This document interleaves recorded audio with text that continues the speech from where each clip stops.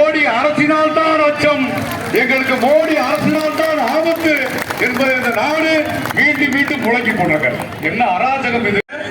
அந்த பகுதியினுடைய வளங்களை குறித்து, அது இயற்கை வளம் மட்டுமல்ல, வேளாண்மை வளம் மட்டுமல்ல, பல்லுயிர்கள் வாழ்கிற ஒரு அறிவிக்கப்படாத யுத்தத்தை ஒன்றிய அரசாங்கம் இன்றைக்கு துவக்கி இருக்கிறார்.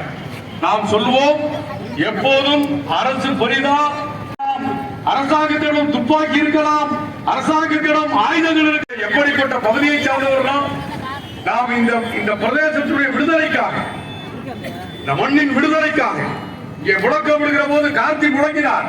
முழக்கமா? இந்த மண்ணை விடுவிப்பதற்காக எவ்வளவு பெரிய தியாகத்தை நாம் மேற்கொண்டிருக்கிறோம். நண்பர்களே, இன்றைக்கு காலையில் மீண்டும் எடுத்து படித்து பார்த்தேன். 1801ஆம் ஆண்டு ஜூன் திங்கள் 12ஆம் தேதி திருச்சி மலைக்கோட்டையில மருது சகோதரருடைய சுதந்திர பிரகடனம் ஒட்டப்பட்டது. வளங்கள் முழுவதையும் சூறையாடுகிற முழு உரிமையும்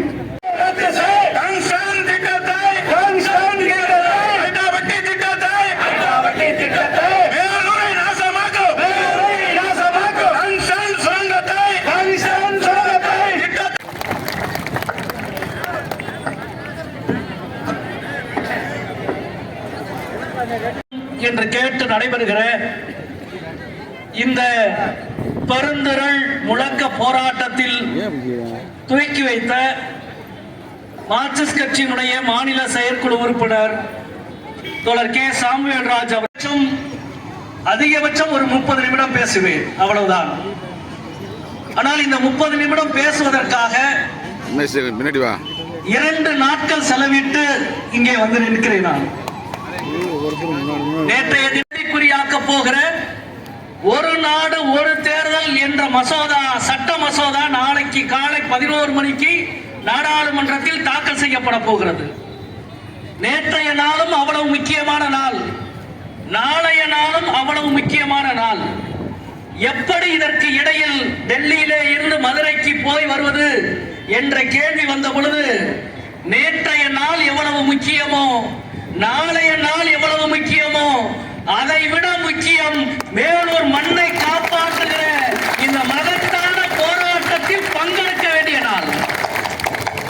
எனவே நேற்று விமானத்தில் வந்து இரவு ரயிலை பிடித்து இங்கே வந்து, நேற்றைக்கு புயலிலே மதுரையிலும் தின்று தூத்துக்குடியிலும் இருந்து செல்ல வேண்டிய 2 விமானங்கள் ரத்தாகிவிட்டது. இன்றைக்கு மதியம் விமானத்திலே டிக்கெட் போட்டிருக்கிறேன். ஒருவேளை விமானம் ரத்தாகிவிட்டால் நாளை போய் சேர முடியாது. எனவே 3 மணிக்கு புறப்படுகிற தேஜஸ் ரயிலிலும் ஒரு டிக்கெட் போட்டிருக்கிறேன். 3 டிக்கெட் போட்டு வந்தது வேளாண்மைக்கு கொடுக்கப்பட்ட ஒப்பந்த டிக்கெட்டை கிழித்து எறிய வேண்டும் என்பதற்காக வந்திருக்கு. நண்பர்களே, நவம்பர் 19ஆம் தேதி நான் ஒரு 5 இருக்கிறது. அந்த துணிவை முறிக்கிற தைரியமும் உரமும் வீரமும் வேலூருக்கு இருக்கிறது என்பதை காட்டுவதற்காக நான் இந்த வரலாற்றை சொல்லுகிறேன். இந்த வரலாற்றை அல்லது 2000 ஆண்டுக்கு முன்பிருந்தும் துவக்கலாம். ஆனால் நான் இங்கே உங்களுக்கு குறிப்பிட நினைப்பது, நவம்பர் 19ஆம் தேதி, கடந்த மாதம் நவம்பர் 19ஆம் தேதி, நவம்பர் 19ஆம் தேதி பற்றி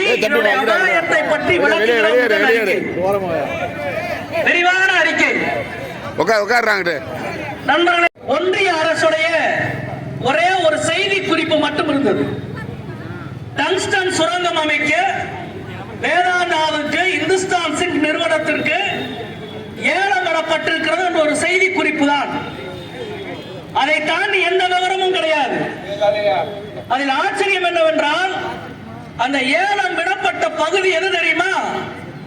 அந்த செய்தி குறிப்பிலே குறிப்பிடப்பட்டிருந்தது நாயக்கர்பட்டி பிளாக் என்று. இங்கேதான் இந்த சதி எவ்வளவு ஆழமானது என்பதை புரிந்து கொள்ள வேண்டும். மேலூர் பிளாக்னா நம்ம எல்லாத்துக்கும் தெரியும், அரிட்டாபட்டி பிளாக்னா நாட்டுக்கே தெரியும், மதுரையினுடைய பிளாக் என்று பகுதி என்றால் ஊருக்கே தெரியும். வெறும் நாயக்கர்பட்டி பிளாக் அது எங்க இருக்கு? தூத்துக்குடியில இருக்கா, கோயம்புத்தூர்ல இருக்கா, தாராபுரத்தில் இருக்கா? எந்த விவரமும் கிடையாது. எவனுக்குமே தெரியாம இவன் வந்து ஏலம் வர்றானா? என்று மட்டும் இருக்கிறது. அதற்கு உள்ளே போய் அந்த ஒப்பந்தத்தை போய் பார்த்தால்தான் மற்ற விவரங்கள் இருக்கிறது. அரிட்டாபட்டி என்ற சொல்லையோ மேலூர் என்ற சொல்லையோ திட்டமிட்டு தவிர்த்து யார் கண்ணிலும் பட்டுவிடக் கூடாது என்பதற்காக நீ எவ்வளவு ஒழுங்காலும் விட்டுருவோமாடா உன்னைய நாங்க தம்பி கை உள்ள வருது.